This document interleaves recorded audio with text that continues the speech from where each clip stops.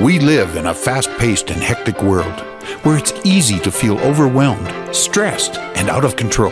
How do you manage all the competing pressures without losing sense of yourself? How do you stay focused enough to not only plot a path, but follow it? Welcome to Recovery Road, a show that offers inspiration, insight, and intelligence, as well as success stories from many walks of life that can show you how you can control your own destiny. Our knowledgeable and entertaining hosts and their guests give practical advice that you can use every day on your road to recovery. Now, here are your hosts, Leaha Mattinson and Greg Bird. Hi, everyone, and welcome to today's episode. I'm Leaha Mattinson, host of Master Your Life and Recovery Road, joined this week once again by my wonderful co-host, Greg Bird. Greg, how are you today? Awesome. Thank you. Happy to be back. And again, we've got Ben Fortier back with us today. Ben, welcome to the show. Glad to be here, Greg.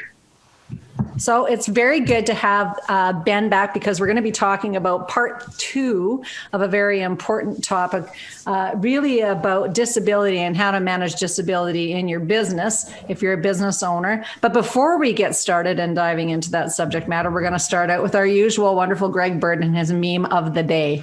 Meme of the day. There's a lot of serious ones in social media today. And it was like scroll. There's one from Bruce Lee. And this other one, it was just like a little postcard. So there's this individual holding a postcard and it says, if you don't make time for your wellness, you'll be forced to make time for your illness. Read that again.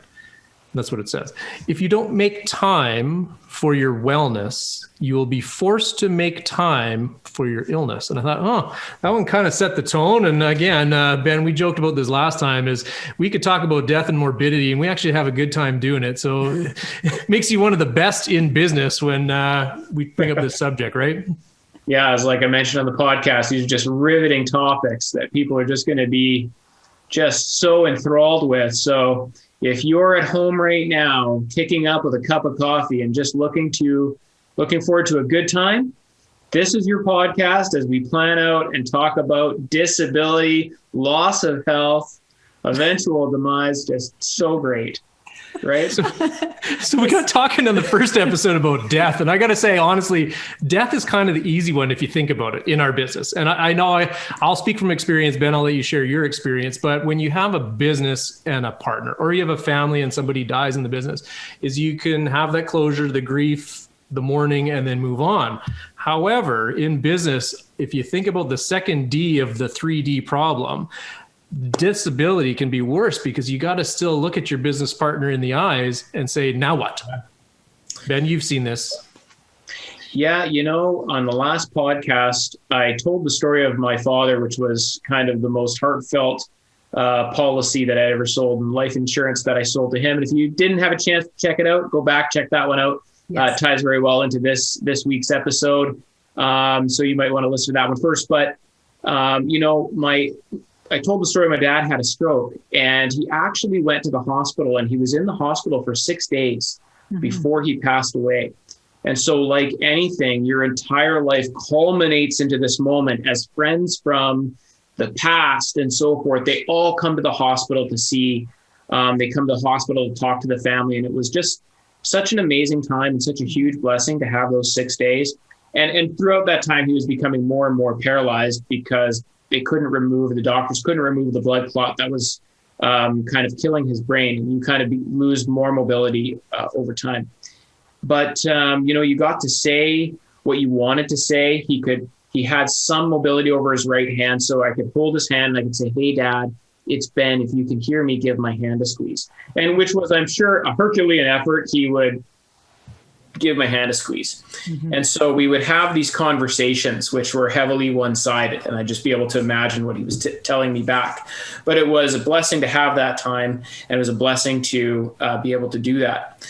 However, the doctors were talking through different options. And unfortunately, again, they couldn't find one that would ever work. But as a family, we had to get together and we had to talk about what happens here if Dad actually pulls through this. Mm-hmm. What kind of dad is he going to be? Is he going to be somebody who has any mobility at all? Is he going to be somebody who's going to be in a bed and this hand squeeze thing, that's all that there's going to be? What's disability going to look like for him? What's life going to look like for him after? What's life going to look like for us after? And as a family sitting around, and we said, well, is there any guidance? Did he have, all of these different planning tools that you need when you do a will? You also do a power of attorney, and you do some other things as well. And all of these other planning tools to say what would happen with his life if he didn't in fact die. As you talk about, Greg, you say it's the easy one. And I know what you mean is it's the easier one to plan for, because that person's here. Boom, they're not here. We can plan for life insurance, big chunk of money comes in. But what happens if that person doesn't? They're hit by the bus, but it's not enough to end their life, but it's just enough to change it in an extremely significant way. What's life going to look like for my mom?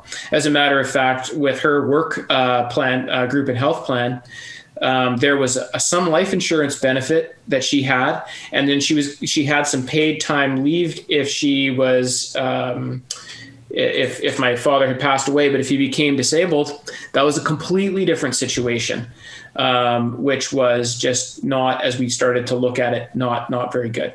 So, I was hit very at a personal level, the depth and breadth of the planning that has to be done if somebody in fact loses their health as opposed to loses their life. And that can be devastating. And unfortunately, the chances of that happening are higher than a premature death. And so you do have to plan around that. And whether that's going to be a permanent thing or it's going to be a temporary thing. We all have friends that have had heart attacks or bouts with cancer, and they're survivors and they lived through it. But the period of time that they had to fight it, that time kind of sucked. And so you do have to plan for that potential as well. Yeah. In our family, because we've had the Huntingtons, we've had those conversations, I think, earlier on. Doesn't mean that we've necessarily planned that well, but we've certainly at least entertained the conversation, where I think a lot of people haven't ever, contemplated that. So, and it didn't necessarily, make the plan better for us all, because sometimes illness can go on for a very, very, very long time. Mm-hmm. And so people will lose not only one generation of money, but two. In Huntington's disease, people are dealing sometimes with a sick child and a parent, an adult, and maybe they themselves are symptomatic as well. So it becomes this very complex and difficult thing to manage. And so I can completely empathize with where you guys were at in those conversations, because it's such a shock. It's like somebody throws a bucket of cold water on you. You really don't know where to go or what direction to turn. So with your circumstances, that definitely educated you about how to be a better educator about these things, though.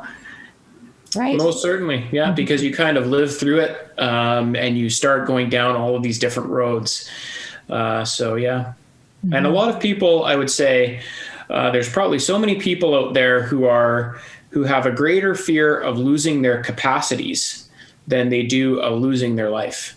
Mm-hmm. And not necessarily because of what it does to you, but because of what it does to those around you and the way that it changes everybody's life, mm-hmm. not just your own. Yeah. The meme that Greg read at the beginning, that if you don't make time for your wellness, you'll be forced to make time for your illness. I'm pretty sure that meme came up for me about 15 years ago when I first got my results of the Huntington's thing. And I went, I have to be well. I have to be well no matter what. So thinking about all the strategies to be well was my primary focus all the time.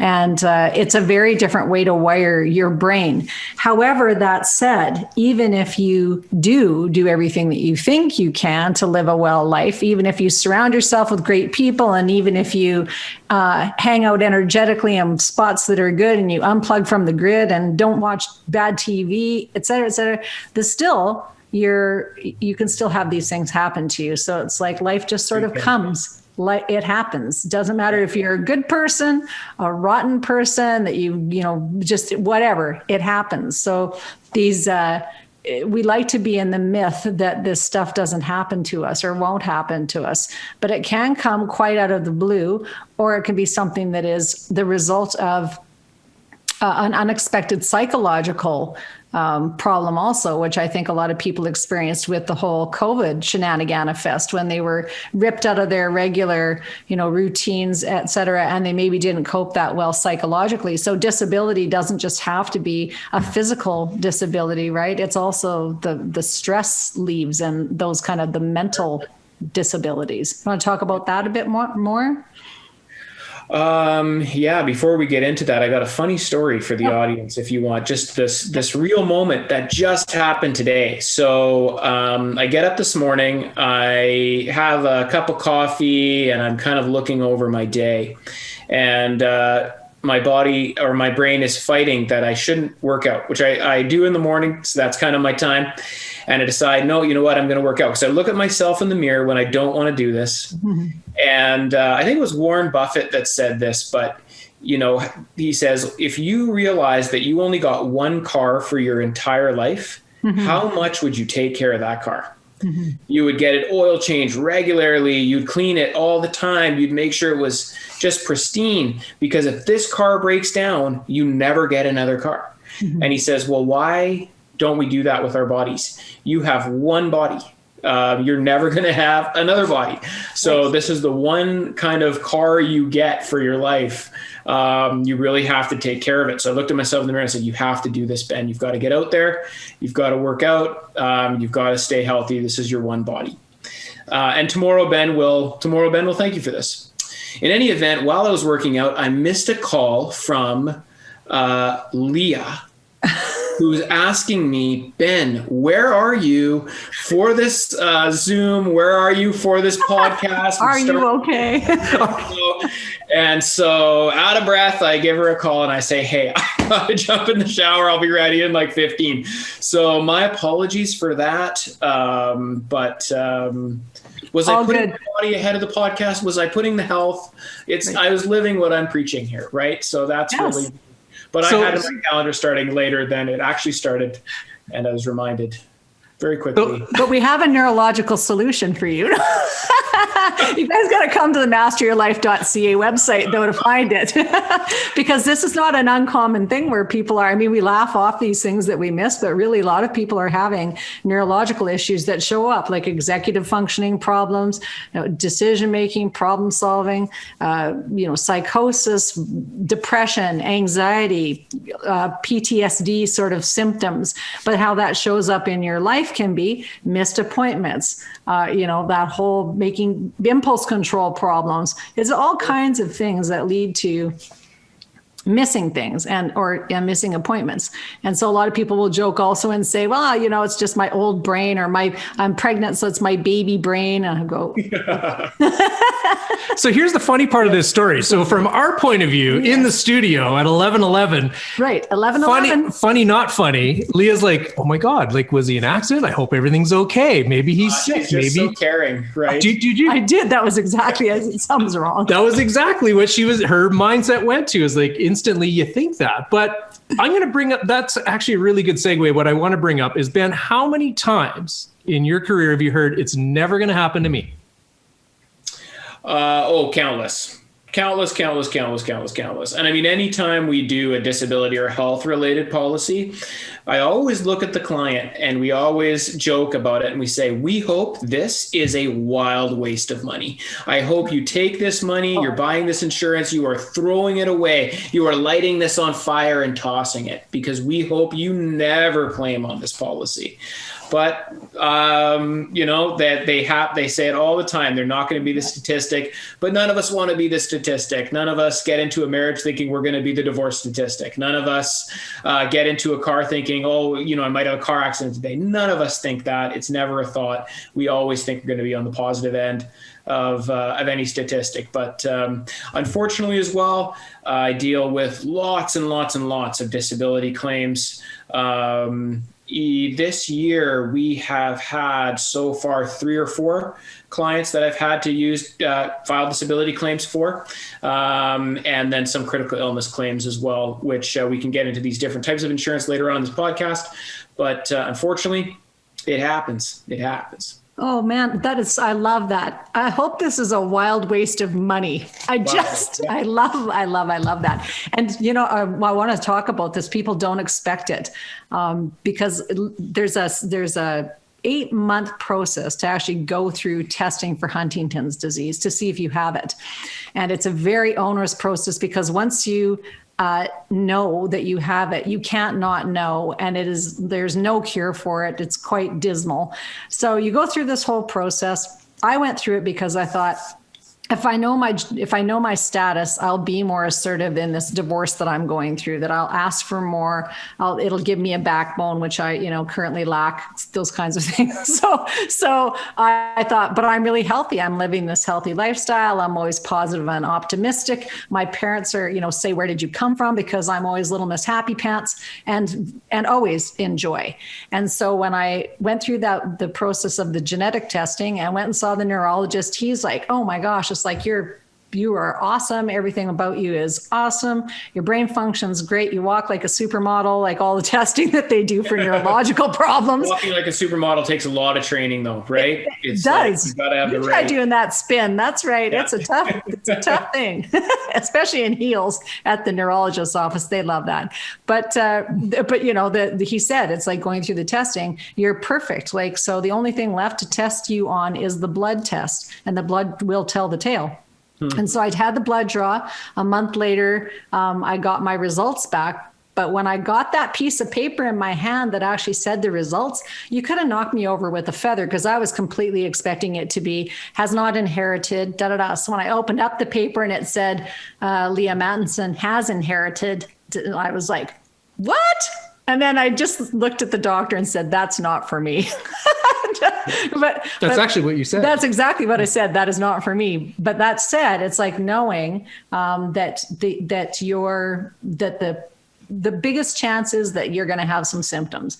And that when we look at stats in life, people get sick with things. So if you kind of look pragmatically and just go, what are the chances of me actually maybe having something? It's a good idea if you care about other people and you care about your business partners and you don't want them to have a bunch of hassles, to put on, your take the rose-colored glasses off a little bit and to steer yourself into, how could I actually manage this the best that I could? So for me, I went, how can I be the healthiest I can be, still knowing that this all could, end up however it's going to end up. And I could also get something else much sooner. I'm from our family. I could have the same aneurysm as your dad had. Sure. I could have the same cancer as grandma had. I could, blah, blah, just like the endless list of things. So when we look into our genetic history, there's some things that we could end up with. And that's how life kind of rolls. But to be completely, irresponsible about it, I guess, too, and not sort of look at it and go, this could happen. But I love that the positioning of that, really, even if it's a wild waste of money, this is a really great thing to waste money on. Cover other people. Yes. And when you're planning out your life, unfortunately, and not to put any anxiety into the minds of the listeners at home, but everybody gets something. Mm-hmm. Everybody has something. And I mean, in your situation, Leaha, you got that piece of paper that says, hey, this is your thing. Mm-hmm. But not everybody gets that piece of paper. But everybody will have something. Everybody will die of something. Everybody will lose some faculties later on in life if they, are blessed to live that long. Everybody will face something at some point. And,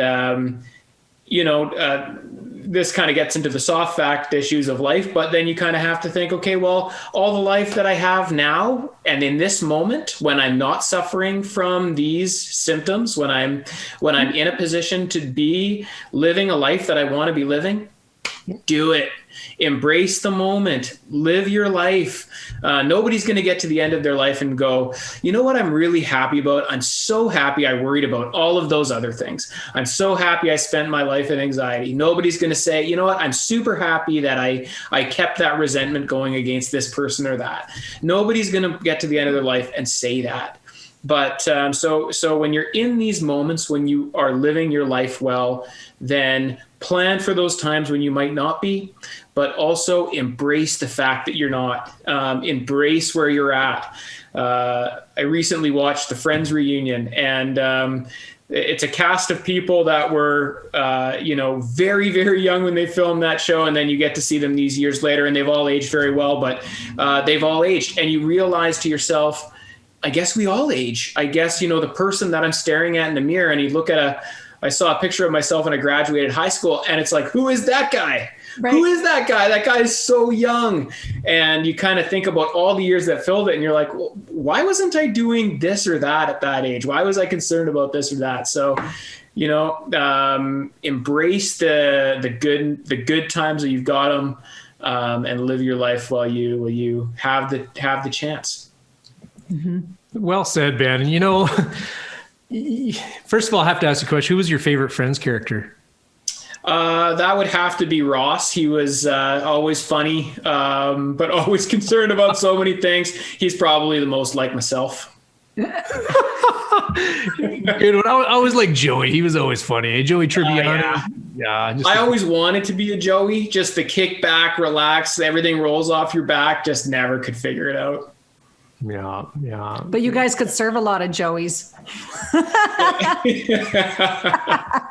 You could serve a lot of Joeys. It's reminding me, I guess, of that you can have these conversations with a planner about getting things in place for disability. That can be the short conversation, so that when and if you have something that comes up, you're not actually spending the end of, a whole bunch of time of your life worrying about this disability thing when it happens to you. So, like, how long does it take to put one of these policies in place, or how does that process look? Because this would be good information, because I think people get overwhelmed with also thinking, oh, it just sounds like it's so much work to plan for this stuff. Honestly, Leah, when it comes to life insurance versus disability insurance, the underwriting process is the word underwriting is what we use when we're having the insurance company look at whether or not they want to take this policy on. But underwriting it's much easier for life insurance than for disability insurance. When you're underwriting a life insurance policy, the insurance company is saying, is this person possibly going to die before the typical age somebody passes away? Mm-hmm. That's the risk they're looking at. But for disability, it could be a ream of things, like even stress. Policies that have no exclusions on them. I can talk about that in a second.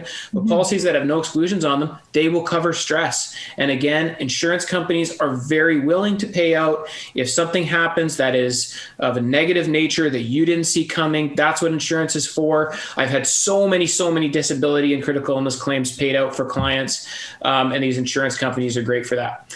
However, when they do the underwriting for the disability policy, they have to really kind of dive into your health history and your current health status, and they have to ask all of these different questions to find out, are you really likely to claim for this one thing? Have you already been having some issues with certain things or that? So oftentimes insurance companies on disability policies, they'll issue policies with something called exclusions. And that means that they'll say, we'll cover you for all of these unforeseen circumstances, but this one thing that you're dealing with today, we won't be able to cover you for that because the likelihood of this happening is really high. That turns a lot of people off to buying disability policies, which is really unfortunate, because one thing is kind of staring them in the face like this, where there's so many unforeseen things that can still take place. But the underwriting process, time frame, you're probably looking at about 6 to 8 weeks on a typical application, because there's just a little more checks and balances that an insurance company has to do in order to issue that policy. But once you've got it, you can rest assured and confident that that policy will do what it's supposed to do. I'm so happy we're having this conversation because you know what, that whole realm, it's a different animal in itself than just the life insurance. Would you agree? It's and to the point where I see a lot of advisors are terrified of actually having this conversation with clients. And believe it or not, there is over 80% of advisors like you and I, Ben, that actually don't even approach this stuff. They're scared to talk to clients about it. They're scared to sell it. They focus too much on the horror stories and not on the result, which you got to share last time, is when you get to actually deliver that check when somebody needs it the most, whether it's a family, whether it's that business. You look at that front. So one thing I want to talk about today is the myriad of different policies, different coverages that you can get. And you'd said one is that there is some exclusion. So you really got to know, what are you buying? Right? Is that probably the most important thing when it comes to this type of insurance, Ben? I would say, disability policies, the reason why a lot of advisors stay away from it is there's so many little options, little things you've got to navigate. You've got to design and build a strategy and a policy type that fits that client's picture really, really well. Is this person a medical professional? Are they are they a public speaker? What are the different things that could maybe disable this person? What are the options, the appropriate options that they should have? Are they a business owner? Are they running a company? But if you're an individual, the two major backbones of insurance are life insurance, if you have any dependents, and long-term disability insurance. Long-term disability insurance means if you can't do your job, then you'll get a monthly amount of money that gets paid into your bank account until you can go back to work. And this is something that's extremely important. In most countries, there is no social assistance that's going to save you if you can't do your job, or if there is, it's such a low amount of money that you are going to have to make amazing and drastic life changes because you just won't have the income to support your lifestyle anymore. And when you really don't want to be changing your lifestyle? When you become disabled. Right. You don't want any financial issues piling onto that. There's have some family friends, and one of them was diagnosed with cancer. And they had a great some great insurance to back it up. But one of the things they didn't realize is all the trips they would have to make to the hospital when they're dealing with this disease. And they beat it. Amazing. But for that, call it 9 months to 12 months period where they were fighting it, they had to go to the hospital. Parking at the hospital was extremely expensive, like $22 a day or something like that, times really crazy. All of these days they had to be there. They didn't realize how many more times they'd have to eat out. And they didn't realize all of the, I'm going to say just home entertainment stuff that they decided to buy because you're spending now all this time at home. And, we're filming this podcast during the COVID lockdowns in most countries. And that's something that everybody's realizing. Oh, I'm spending all this time at home now. What am I going to do with my time and stuff? So you have that when you're in a disability. You do not want to be working with any financial hardship when you're also dealing with whatever is causing this problem, especially if that thing is stress. And stress, as we know, as everybody knows, can be extremely detrimental to your health.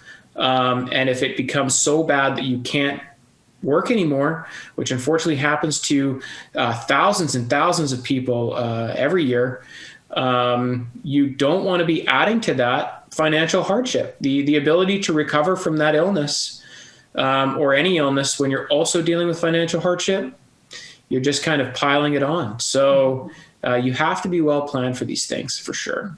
And we see more and more people, I think, that are overwhelmed by stress, and then they end up committing suicide, which is what's happening all over the globe right now. And I've dealt with in the Huntington's community with people who are stressed, and then they end up being suicidal and hospitalized for weeks on end. And so you're exactly that. It's you're going back and forth in the psychiatric units, trying to make sure that everybody is okay. And meanwhile, the hospital parking is absolutely outrageous. Plus, you can't work. It's like you're not working, you're not earning an income because you're caretaking other people. So that's very insidious. And there's not a lot of compassion also for when people are unwell.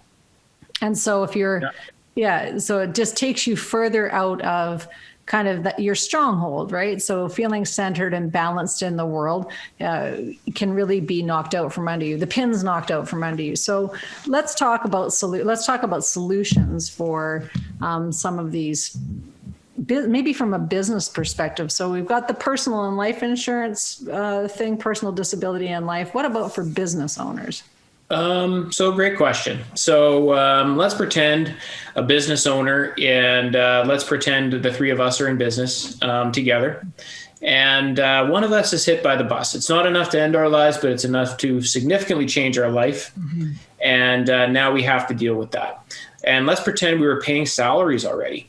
As a company, we have to decide, are we going to keep paying a salary to this person that is no longer partaking in this business and the ongoing management of it? The second thing is this person does still own stocks in our company. So they're eligible for the value payouts. They're also eligible for annual dividends, potentially. But are we going to continue paying them a salary? And what's our company going to look like? And are we going to be able to survive this period of time that this person is no longer with us? So first and foremost, from a personal perspective, all of us should be carrying personal disability insurance. Oftentimes, and here's a little thing for business owners, sometimes you choose for tax purposes to pay dividends and not to pay salaries. But then you have a group insurance plan. So we have employees and we have this amazing health and dental plan. And with the health and dental plan, there's long-term disability insurance and there's life insurance. Well, oftentimes as business owners, we think we're covered for the long-term disability and maybe we're paying for it. But then when we go to claim, we have to show our income to be able to claim the disability insurance.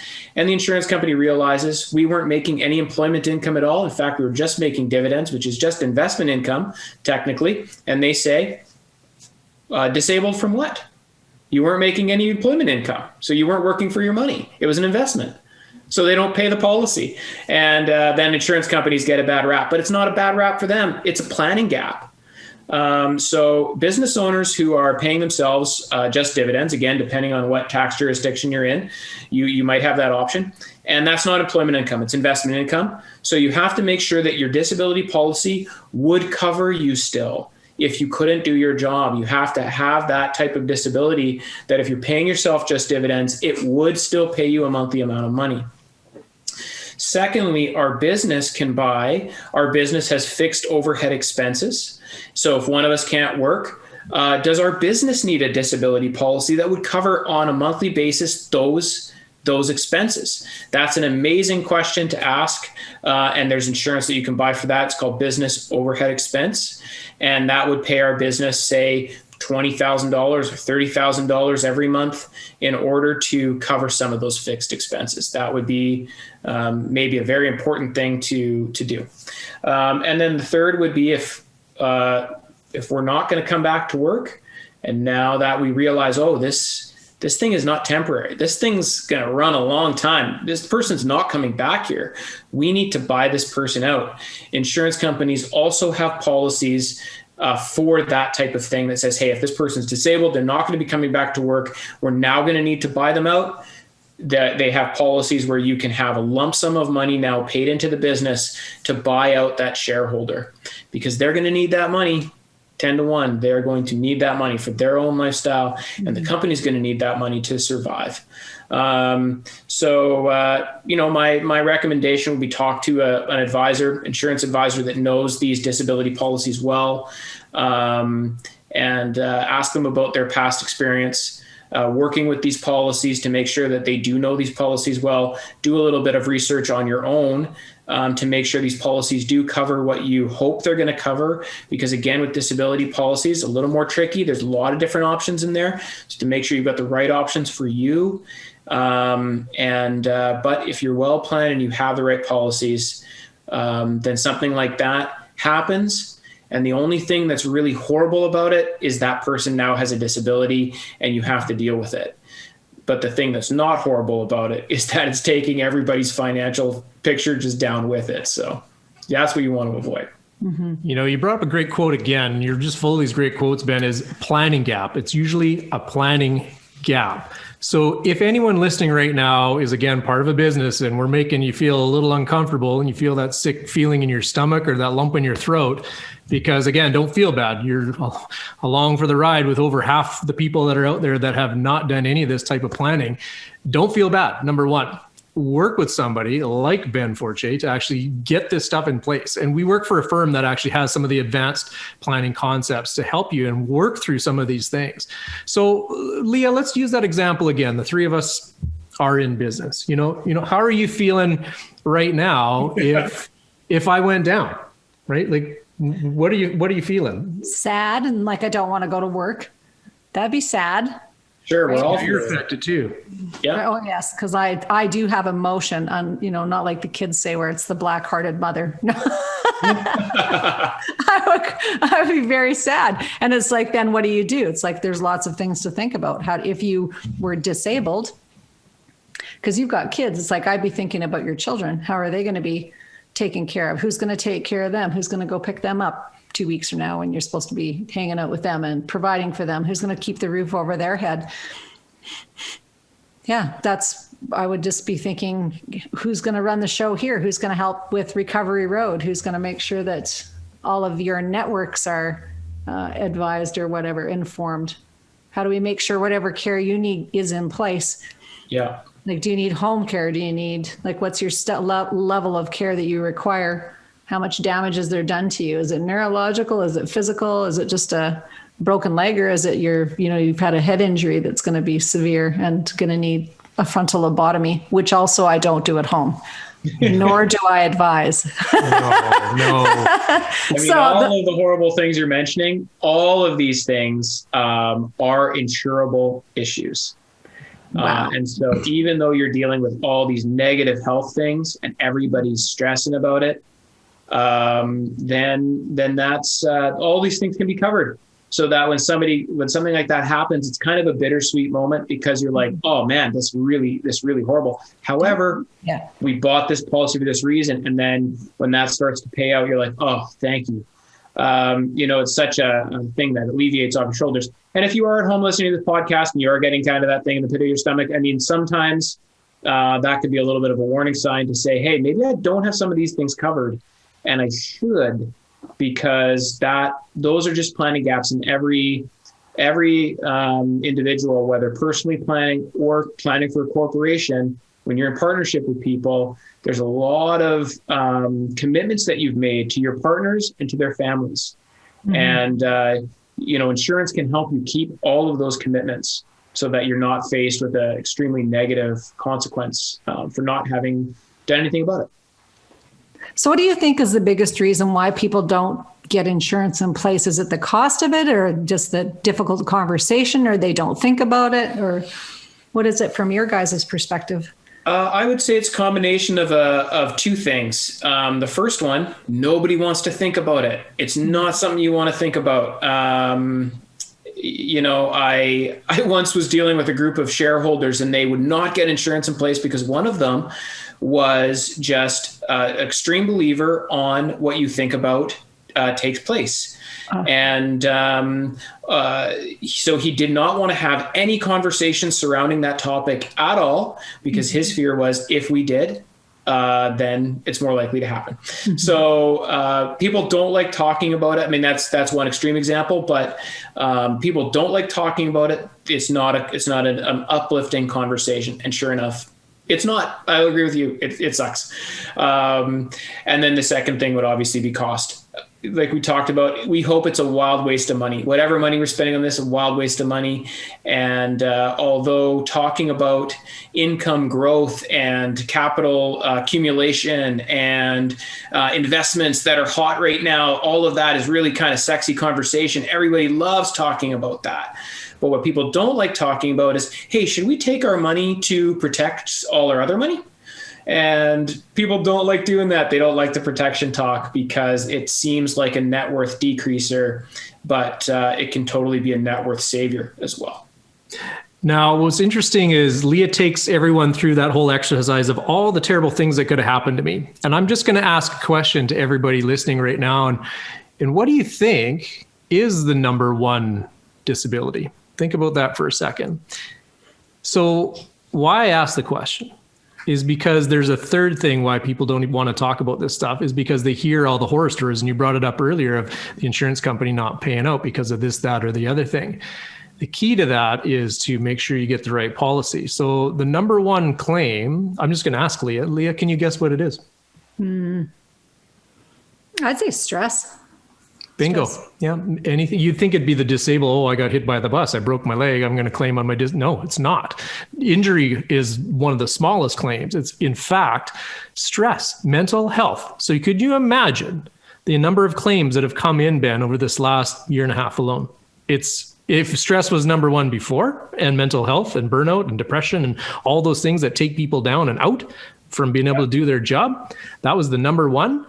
Again, there's going to be a lot of those policies that people maybe thought they had coverage, but didn't pay out because they had what's called an injury only, or there was a stipulation. So that planning gap you talk about is so crucial in getting the right stuff, the right protection. Because again, if you feel you're susceptible to that, or some people don't know what kind of curveball is going to hit them, but that would be one to look at to make sure you've got that type of coverage if that is the number one plan. So you're bang on, you're right, Leaha, is stress and burnout. So you talk a lot about stress and on the show. As hands. That's right. I do talk about stress on the show a lot, or on the Recovery Road show, we talk about managing stress and ways to manage stress because we need obviously to have them. Yes, indeed. But having a plan in place because people are stressed out for a number of reasons. It's not just because of the shenanigan fest we're living in right now. To your point, Greg, this has been going on, prior to 2020. And so that what was causing the stress prior? Are people getting better at managing it? The big answer is no, actually, we're worse at managing stress. We've got more money, more tools and equipment and resources to connect with other people. We're more disconnected than we've ever been. And our brain function is the worst that it's ever been. So if any of you want some solutions to that, you can come on to masteryourlife.ca and check out the Regenerate and Rejuvenate series. And in the meantime, the other thing that's prudent is to actually think about, get out that piece of paper and pen and say, am I ready for protecting? If you're not into protecting yourself, if you're all about the nobility of protecting other people, because that sometimes will be the thing that will get you to take action. Sometimes you will just put yourself on the back burner. Lots of business owners do that, thinking it's being wise, that they're just giving, and parents do this too. It's like they'll just put themselves on the back burner to take care of the kids. Business owners will put themselves on the back burner to take care of the business and to put all their resources and money and energy into growing that baby. And they don't think about having that foundational piece underneath for when there's slippage. And we know, like in construction, there's always things moving to the right. There's always things that, are going offside that you don't plan for. And that the good, prudent manager, somebody who's doing it from a position of taking care of others, even if you need to take that 30,000 foot view, take yourself out of it, go, what would be the very best thing that I could do to prepare my family, my business, my baby, whatever it is, for if I wasn't here operating in my full capacity. And so that's a very important conversation, not just to have with yourself, because we have self conversations and we never take action on it, right? It's like, I should probably go and do something about this, but not today.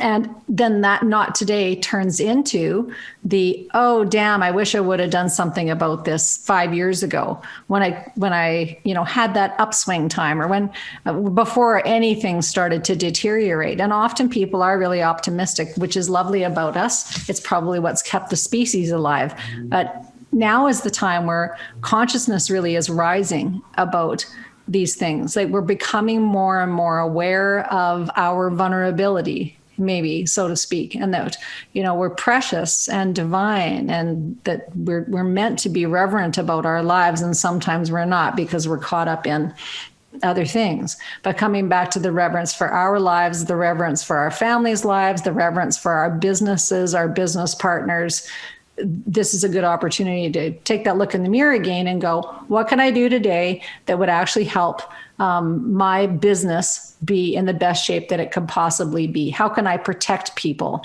And what would that cost? I think the question is that people don't actually know the answer. And until you know the answer, so you don't know whether it's $20 a month or $200 a month or $2,000 or $20,000, like you don't know what it is. So it's like that, the big story you make up to yourself that it's too much or it's going to be too much. Instead of doing that strategy, why don't you just pick up the phone and, call somebody, Ben Fortier or somebody else that does financial planning that is good, that, that knows about these things, and then have a conversation with them and get the number. And if the number is too much, then at least you can negotiate back from that. But if you haven't even had the conversation, all you're telling yourself is a bunch of stories about how fearful that is. And that's adding to your stress, which is the number one reason why people quit or have heart attacks. Just like trying to tell. So it's like that. Talk yourself out of your crazy and get on the phone. It's action that moves us out of stress. Action moves us out of stress, which is kind of fun, agree. right? 100% agree. And yeah, don't be scared of the cost. Call an advisor, ask for options, ask for quotes. And typically the more money you're trying to protect, the more money it will cost. But from a percentage standpoint, it's typically about the same for every individual. But you always need to take some percentage of your money to protect the rest of your money. And that's most likely, that's what we're talking about today. And it's always the right thing to do. Wise words again, Ben. And you had said it earlier. I'm going to put a little twist on it so everyone remembers what you said is there's no level of anxiety that's going to change the future. So you can only get as prepared as you can. So I encourage anyone, if you're listening today and this is really resonating with you, reach out, visit us on masteryourlife.ca, and we will put you in touch with someone. Doesn't matter what country. And I've got connections now into the UK, into the States, into India. We can get you somebody to talk to and really, get those solutions in place. Right? Get that thing out of your head. We're 10 feet tall and bulletproof. Okay, maybe 5'10". Anyway, Ben, I thank you again today for this segment. We're coming up on the hour. We always like to end with a song of the day. We were kind of really chuckling. What song would be appropriate? And I thought of something from Queen, and then I'm like, maybe we shouldn't do Queen. Another one, Bites the Dust, might have been a good one. I don't know. That's a good tune. So I'm not sure who put the filter on Greg today, but he's not picking that one. I'm not picking Queen, even though I love Queen. Great rock and roll band. There's one that actually played all the time. My mom used to listen to this one on the radio all the time, and she had the record and would put it on, and my sister and I would dance around the living room. It was by the Traveling Wilburys, and everyone's like, just like when I asked you, Ben, do you remember the Traveling Wilburys? Like, no. But if I play this tune, I encourage you, go to YouTube or whatever, Google it, and play the tune, and you'll know exactly the tune if you've heard this before. So it's called End of the Line by the Traveling Wilburys, right? And I'm not going to sing it, Leaha, this time. So unless you got your guitar out. No. So here we go. We're going to take out the show with End of the Line by the Traveling Wilburys. Here we go. Well, it's all right riding around in the breeze. Well, it's all right if you live the life you please. Well, it's all right doing the best you can. And well, it's all right as long as you lend a hand. You can sit around and wait for the phone to ring at the end of the line, waiting for someone to tell you everything at the end of the line. Sit around and wonder what tomorrow will bring at the end of the line. Maybe a diamond ring. Well, it's all right, even if they say you're wrong. Well, it's all right. Sometimes you got to be strong. Well, it's all right as long as you got somewhere to lay. Well, it's all right. Every day is Judgment Day. Maybe somewhere down the road a ways. At the end of the line, you'll think of me and wonder where I am these days at the end of the line. Maybe somewhere down the road when somebody plays at the end of the line, Purple Haze. Well, it's all right, even when push comes to shove. Well, it's all right if you got someone to love. Well, it's all right, everything will work out fine. Well, it's all right, we're going to the end of the line. Don't have to be ashamed of the car I drive. Or the van. At the end of the line. I'm just glad to be here, happy to be alive at the end of the line. And it don't matter if you're by my side at the end of the line, I'm satisfied. Well, it's all right, even if you're old and gray. Well, it's all right, you still got something to say. Well, it's all right, remember to live and let live. Well, it's all right, the best you can do is forgive. Well, it's all right, riding around on the breeze. Well, it's all right if you live the life you please. Well, it's all right even if the sun don't shine. Well, it's all right, we're going to the end of the line. And that's it for today's episode, folks. Thank you, Ben Fortier, for joining us again today. Thanks, Craig. Thanks, Leah. Everyone, love yourselves, love each other, mind your minds. That's all for us. Bye for now. Thank you for being a part of our program today.